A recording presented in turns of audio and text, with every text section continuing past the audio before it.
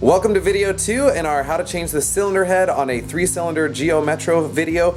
Today we're going to be putting the engine at top dead center. What that means is each piston is going to go up and down as the engine is running, and there's, you know, a little explosion from the spark plug and it's going to come up and then it's going to go back down. We need the cylinder number 1 to be at the top, because that way everything lines up. You know where the camshaft and all these other things are, all these little like doohickeys and things inside the engine. So we're going to get the engine to top dead center so that we can pull everything off and put it back on correctly. This is really important, and if you're doing this for some other reason, this video will still be helpful to you.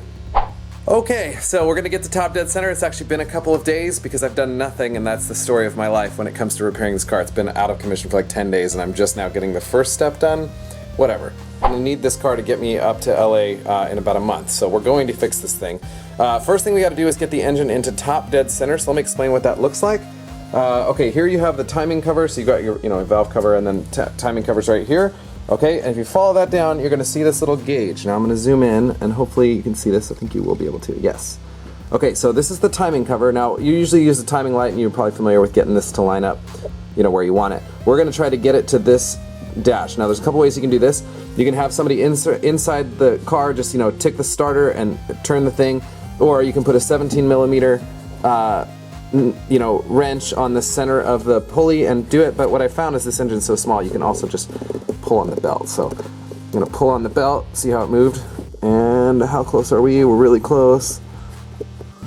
A little more. Okay, so that should be top dead center, and now we're gonna verify whether it's the intake or the exhaust stroke. The goal here is to get the number 1 cylinder, that's gonna be this wire on the left, to be in the compression stroke. So we're gonna follow that wire, and you'll see it follows all the way around to here. And then you're going to mark where this is on the rotor, so you can see I made a tiny little arrow in the grease right there. Okay, that lines up with this. So we're going to take the distributor off and see where the rotor lines up. So to remove the distributor cover, you just take off, there's a screw here and a screw here, just a flat blade will take it off. Now, you'll see our little arrow, and it's lined up correctly up and down. However, the rotor is pointed 180 degrees off, so it's pointed straight down. We want it to point straight up, basically.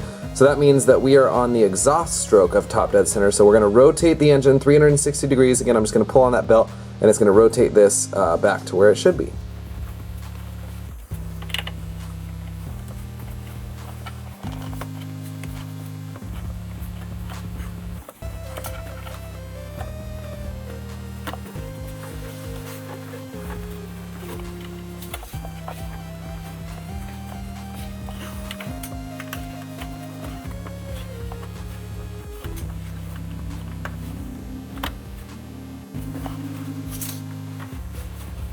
Hooray, we did it!